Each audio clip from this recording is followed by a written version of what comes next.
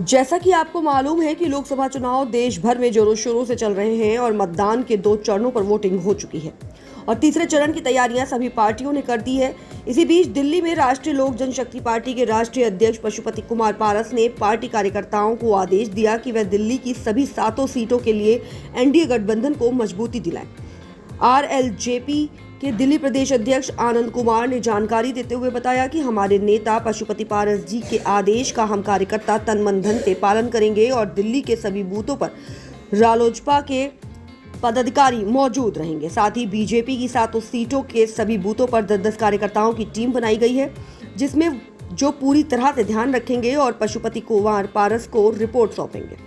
इस बार फिर से प्रधानमंत्री मोदी जी को प्रधानमंत्री बनाने का सपना पूरा करेंगे। और क्या कुछ कहा प्रेस कॉन्फ्रेंस में मौजूद सभी लोगों ने, आइए सुनाते हैं इस रिपोर्ट में। राष्ट्रीय लोक जनशक्ति पार्टी के राष्ट्रीय अध्यक्ष हमारे माननीय श्री पशुपति कुमार पारस जी के आदेश अनुसार आज दिल्ली प्रदेश को आदेश हुआ है कि आने वाले चुनाव के अंदर 7 लोकसभा सीट के अंदर हमारी राष्ट्रीय लोक जनशक्ति पार्टी तन मन धन से काम करेगी। इसके लिए हमारे दिल्ली प्रदेश के सभी विंगों को और सभी को आदेश दिया है कि हम लोग इसकी बूथ वाइज एक कमेटी बनाएंगे। दिल्ली के अंदर जितने बूथ होंगे उन पर हम लोग हमारे राष्ट्रीय लोक जनशक्ति पार्टी के 10-10 कार्यकर्ता कम से कम उस बूथ पर होंगे। और मोदी जी का जो सपना है कि अब की बार 400 पार, और मैं समझता हूँ कि दिल्ली के अंदर कोई ऐसी ताकत नहीं है कि जो 7 की 7 सीटें हम बीजेपी की ना निकालें, क्योंकि इसके अंदर हमारा जो राष्ट्रीय लोक जनशक्ति पार्टी का संगठन बहुत मजबूत है, ऑल ओवर इंडिया में मजबूत है। मगर हम लोग दिल्ली की बात करते हैं तो दिल्ली के अंदर हम लोग इतने मजबूत हैं कि हम लोग एक एक आदमी को घर से निकाल कर वोटिंग कराएंगे और हर आदमी को बीजेपी पे वोट डलवाएंगे, जिससे कि हम लोगों को समझाने में उनको जो भी हमको समझाना पड़ेगा समझा के उनको लाएंगे। और राष्ट्रीय लोक जनशक्ति पार्टी एक मजबूती से उभर कर उतरेगी और हम लोग थर्ड फ्रंट के साथ हैं, एनडीए के साथ हम लोग, और एनडीए के साथ ही सारी ज़िंदगी रहेंगे। ये हमारे आदेश अनुसार हमारे राष्ट्रीय अध्यक्ष पशुपति पारस जी का अपना निर्णय है कि हम मरते दम तक एनडीए के साथ रहेंगे, जब तक जिंदा है जब तक एनडीए के साथ रहेंगे। हम लोग एक अपने डिस्ट्रिक्ट वाइज हम लोग मीटिंग कर रहे हैं और मीटिंग के अंदर बूथों पर जहाँ बूथ होंगे उनके ऊपर हमारे लोग 10-10 लोग हमारे राष्ट्रीय लोक जनशक्ति पार्टी के होंगे। इसके अंदर हमारे सभी दिल्ली के जो भी इकाई हैं, जितने भी हमारे विंग हैं, सब लोग मजबूती से काम करेंगे। और जैसा कि जो लोग हमारे दिल्ली में रहते हैं, कुछ राष्ट्रीय नेता भी हैं जो दिल्ली में रहते हैं, जैसे हमारे जयलाल जी हैं और भी राष्ट्रीय नेता हैं, उनकी भी जिम्मेदारी लगी है कि अपने घर से निकालने की पूरी ताकत से हम लोग ये काम करेंगे। भाजपा सांसद की तरफ से जो बयान आया था कि अगर 400 पार हो जाता है इस बार तो संविधान बदल दिया जाएगा, इसको लेकर के मोदी जी का जो बयान आया है कि भीमराव अम्बेडकर भी खुद आ जाए तो कोई संविधान को बदल नहीं सकता, लेकिन इसमें क्या सच्चाई है? फिर भी जो है जब इसके बावजूद जो है भाजपा नेता की तरफ से अलग अलग जो बयान आता है, कहीं ना कहीं इससे नुकसान पहुँचेगा। ये जो इस तरह के बयान करते हैं वो लोग अपने पर्सनल वे पर करते हैं। पार्टी का जो आदेश है, मोदी जी का ऐसा कोई आदेश नहीं है कि संविधान के ऊपर कोई किसी प्रकार की कोई आपत्ति आएगी। अगर उसमें ऐसा होगा तो हमारे पशुपति पारस जी बड़े मजबूत आदमी हैं, उसका हम लोग अपना जो भी माननीय प्रधानमंत्री जी से मिलकर उसका समाधान निकालेंगे। दिल्ली में आम आदमी पार्टी और कांग्रेस का गठबंधन है और आपको पता होगा कि 4 सीटें आम आदमी पार्टी की हैं, 3 सीटें कांग्रेस की हैं। तो इनके बीच में आपने कहा कि भारतीय जनता पार्टी के हर प्रत्याशी को यानी 7 प्रत्याशियों को जिताने का आप काम करेंगे, मतलब कैसी रणनीति रहेगी? क्योंकि ये लोग भी बीच में हैं और जहाँ एक तरफ बाबा साहब भीमराव अम्बेडकर की बात हो रही है, संविधान बदलने की बात जो अफवाह फैलाई जा रही है, आरोप लगाया जा रहा है कि भाई अगर इस बार बीजेपी जीती तो प्रधानमंत्री मोदी संविधान को बदल देंगे। इस पर किस तरीके की तैयारी? ये सब बूम मचा रहे हैं, ऐसा कुछ नहीं है। हमारे जो जैसे हमारे बाबा साहब, हमारे दलित समाज के जो लोग हैं, जब हमारे दबे कुचले लोग हैं, माइनॉरिटी के लोग हैं, वो तहे दिल से हमारे बीजेपी के साथ हैं। और प्रधानमंत्री मोदी जी के साथ है, उनका आपने कभी भी आपने देखा होगा ऐसा कोई विरोध नहीं रहा जिससे कि कंट्रोवर्सी में आए।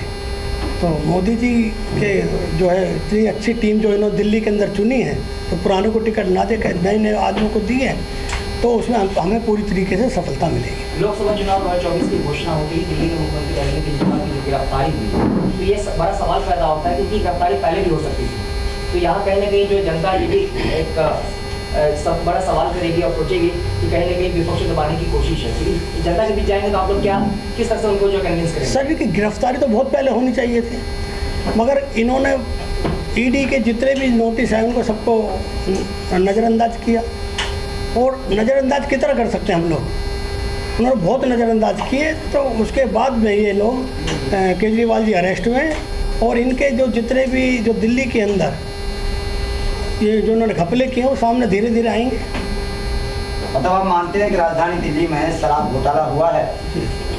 हाँ, शराब घोटाला बहुत भयंकर तरीके से हुआ है। लेकिन आम आदमी पार्टी तो आरोप लगाती है कि भाई बीजेपी हमसे डर रही है, 2024 में प्रधानमंत्री नरेंद्र मोदी जी डर रहे हैं केजरीवाल जी से, इसलिए वो अपनी एजेंसियाँ हमारे पास भेज रहे हैं। ऐसे लोग कह रहे तो हिंदुस्तान के अंदर बहुत जो भी निकलता बरसाती मेंढक की तरह वो भी ललकारता मोदी जी। बाकी ऐसा कुछ नहीं है, मोदी जी हैं अपने, उनकी गारंटी है अपने 400 पार करेंगे। आम आदमी पार्टी प्रचार कर रही है जेल से देंगे वोट का जवाब, तो अब आपके सामने सबके सामने कैसे जवाब आएगा? नहीं, जेल जाने से फायदा मिलेगा आम आदमी पार्टी को? आपको लगता है कोई जेल से जाने से फायदा नहीं। कैदी के आदमी, अगर कोई आदमी उसमें कोई कैदी हो, किसी ने भ्रष्ट करा हो और जेल में जाके अपील करे, क्या उसको कुछ हो सकता है? उसका कुछ नहीं हो सकता, क्योंकि भ्रष्ट आदमी तो भ्रष्ट ही रहे।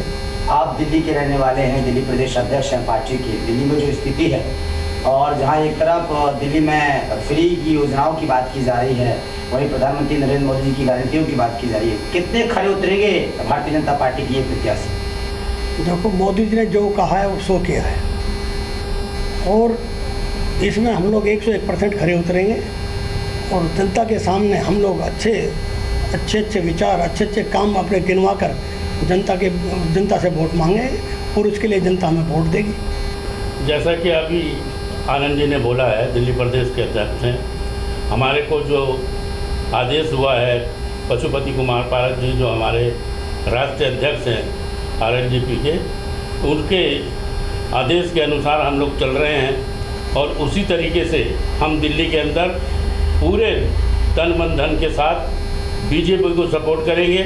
और क्योंकि हम एनडीए के पार्ट हैं, हमारा फर्ज बनता है हम एनडीए को सपोर्ट करेंगे।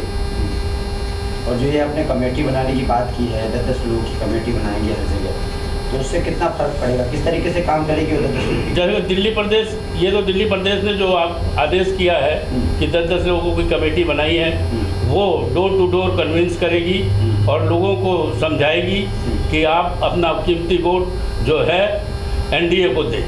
मतलब इस तरीके से समझाएगी कि भारतीय जनता पार्टी ने किस तरीके से काम किया है, मोदी जी ने किस तरीके से काम किया है। जो भी मोदी जी की काम की योजनाएं हैं वो सबके सामने हैं। जैसा कि अभी मोदी जी कहते आ रहे हैं कि हम सब्सिडी देंगे और लोगों को राशन फ्री दे रहे हैं और गैस सिलेंडर दिया है और पेट्रोल के अंदर भी उन्होंने कटौती की है।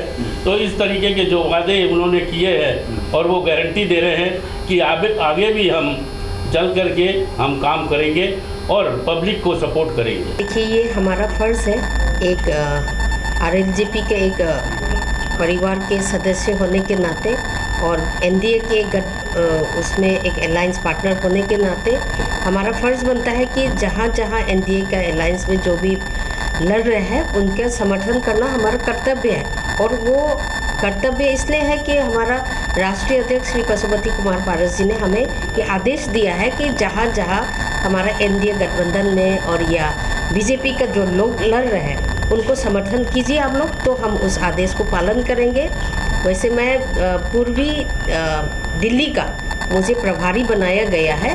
मैं उनसे कैंडिडेट से मिल चुकी हूँ और मैंने उनके साथ जाके घर घर का जो हमारा समक्ष जो भी हो सकता है मैं करना शुरू किया है और आगे भी करते रहेंगे। जैसे जैसे आदेश मिलेंगे बीजेपी के लिए हम उस आदेश का पालन करेंगे। डॉक्टर मनोज वाजपेयी, एक शिक्षाविद हूँ और मेरा जो सबसे इस आज की प्रेस कॉन्फ्रेंस जो हुई है, इसमें यही कहना है कि जो देश का विकास करेगा, जो राष्ट्रहित में काम करेगा और जो संस्कृति, सभ्यता और हमारी भारतीयता के लिए काम कर रहा है, उस सरकार के साथ हमारे माननीय राष्ट्रीय अध्यक्ष, जो राष्ट्रीय लोक जनशक्ति पार्टी के अध्यक्ष हैं, उनका साथ हमेशा मोदी जी के साथ है। और मोदी जी देश के विकास में लगे हैं, राष्ट्र के विकास में ही नहीं बल्कि अंतर्राष्ट्रीय विकास में लगे हैं। ऐसे महान विभूति के साथ हमारे राष्ट्रीय अध्यक्ष माननीय पशुपति पारस जी साथ हैं। बीजेपी जीतेगी, दिल्ली के सातों